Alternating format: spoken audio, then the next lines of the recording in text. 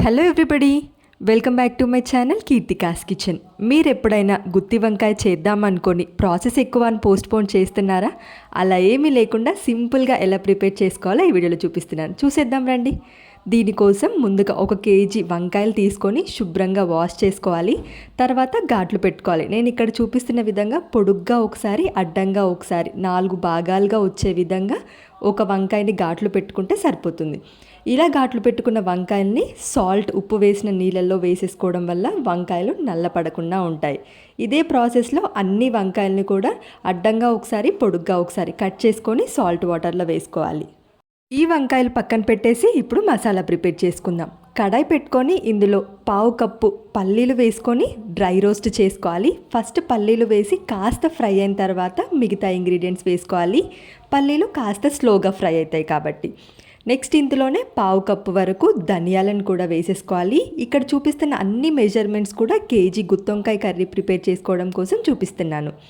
ఈ ధనియాలు కూడా కాస్త ఫ్రై చేసుకున్న తర్వాత నెక్స్ట్ ఇందులోనే ఒక 2 ఇలాచీ వేసేసుకోవాలి. అదేవిధంగా 1/2 ఇంచ్ దాల్చిన చెక్క, ఒక 4 లవంగాలు వేసేసుకొని ఇక వీటన్నిటినీ కూడా మీడియం ఫ్లేమ్లో పెట్టుకొని ఈ స్పైసెస్ మొత్తంని కూడా ఫ్రై చేసేసుకోవాలి.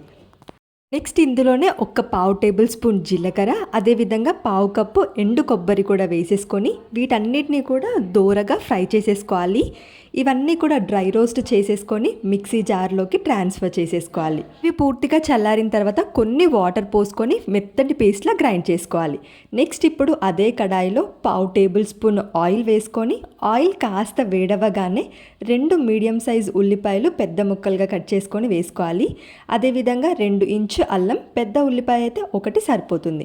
10 నుంచి 12 వెల్లుల్లి రెమ్మలు, చిన్న నిమ్మకాయ సైజ్ చింతపండు వేసుకోవాలి. చిన్న నిమ్మకాయ సైజ్ కన్నా కొంచెం తక్కువగానే వేసేసుకొని ఇవన్నీ కూడా మెత్తగా అయ్యేంత వరకు, కొంచెం సాఫ్ట్గా అయ్యేంత వరకు ఫ్రై చేసుకొని ముందుగానే గ్రైండ్ చేసి పెట్టుకున్న ఈ మసాలా పేస్ట్ ఉంది కదా, అందులోనే ఈ ఉల్లిపాయలు కూడా వేసుకొని 1/2 టేబుల్ స్పూన్ పసుపు, అదేవిధంగా సాల్ట్ మీ టేస్ట్కి తగ్గట్టు 1 లేదా 2 టేబుల్ స్పూన్ల సాల్ట్ వేసేసుకోవాలి. నేను ఇక్కడ 2 టేబుల్ స్పూన్ల సాల్ట్ వేసాను. ఇంకా కారము, గుత్తి వంకాయలో కారం కాస్త ఎక్కువగా పడుతుంది. ఒక 2 నుంచి 3 టేబుల్ స్పూన్ల వరకు కారం వేసుకొని మెత్తని పేస్ట్లా గ్రైండ్ చేసి పక్కన పెట్టుకోవాలి. అది మన మసాలా రెడీ అయిపోతుంది. ఇప్పుడు ఈ మసాలా మనం ముందుగానే కట్ చేసి పెట్టుకున్న గుత్తి వంకాయలో కూర్చుకోవాలి. నేను ఇక్కడ చూపిస్తున్నాను చూడండి. ఈ విధంగా గుత్తి వంకాయని స్ప్రెడ్ చేసేసుకొని వేళ్ళతో మనం మసాలా ప్రిపేర్ చేసాం కదా, ఈ మసాలా మొత్తం కూర్చుకొని ఒకసారి ప్రెస్ చేసి పక్కన పెట్టేసుకోవాలి. అన్ని గుత్తి వంకాయలు కూడా ఇలానే పెట్టుకొని మిగిలిపోయిన మసాలా పేస్ట్ పక్కన పెట్టేసుకోవాలి. ఇప్పుడు కర్రీ చేయడం కోసం కడాయి పెట్టుకొని ఒక 3 లేదా 4 టేబుల్ స్పూన్ల వరకు ఆయిల్ వేసుకోండి. గుత్తొంకాయ కర్రీలో ఆయిల్ కాస్త ఎక్కువగానే పడుతుంది.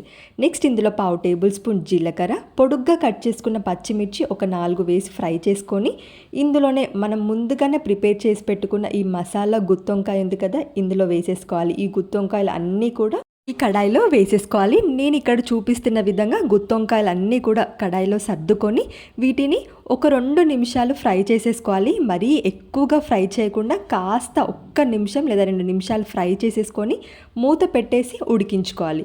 ఒక 2 నుంచి 3 నిమిషాలు ఉడకగానే మనకు గుత్తొంకాయలు ఇలా సాఫ్ట్గా అయిపోతాయి. త్వరగా కుక్ అయిపోతుంది ఈ గుత్తొంకాయలు.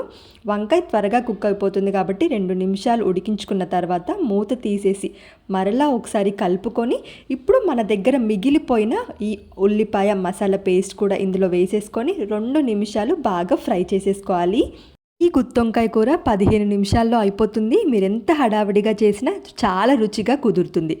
ఆయిల్ ఇలా పైకి తేలేంత వరకు 2 నుంచి 3 నిమిషాలు ఫ్రై చేసుకున్న తర్వాత ఇందులో ఒక పెద్ద గ్లాస్ నిండా నీళ్లు పోసేసుకోవాలి. ఇలా నీళ్లు పోసుకున్న తర్వాత ఈ గుత్తొంకాయ కూర మొత్తం చక్కగా ఒకసారి బాగా మిక్స్ చేసేసుకోవాలి. నెక్స్ట్ ఇందులోనే 1 టేబుల్ స్పూన్ వరకు కసూరి మేతి, నేను ఇక్కడ చూపిస్తున్న విధంగా బాగా నలుపుకొని ఈ కసూరి మేతి కూడా వేసేసుకోవాలి. ఇలా కసూరి మేతి వేసిన తర్వాత ఇంకొకసారి మిక్స్ చేసేసుకొని ఇంకా ఉడికించుకోవాలి. మూత పెట్టేసి మీడియం ఫ్లేమ్లో మధ్యలో కలుపుతూ ఆయిల్ పైకి తేలేంత వరకు ఉడికించుకుంటే మనం మసాలా గుత్తి వంకాయ కర్రీ రెడీ అయిపోయినట్టే.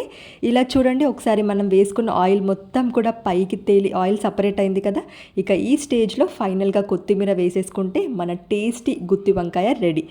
15 నిమిషాల్లో అయిపోతుంది. చిన్న చిన్న ఫ్యామిలీ ఫంక్షన్స్ కానీ గెట్ టుగెదర్స్ ఉంటే ఈ ప్రాసెస్లో ఒకసారి మీరు తప్పకుండా ట్రై చేయండి. ఈ మెజర్మెంట్స్తో చాలా పర్ఫెక్ట్గా టేస్టీగా కుదురుతుంది.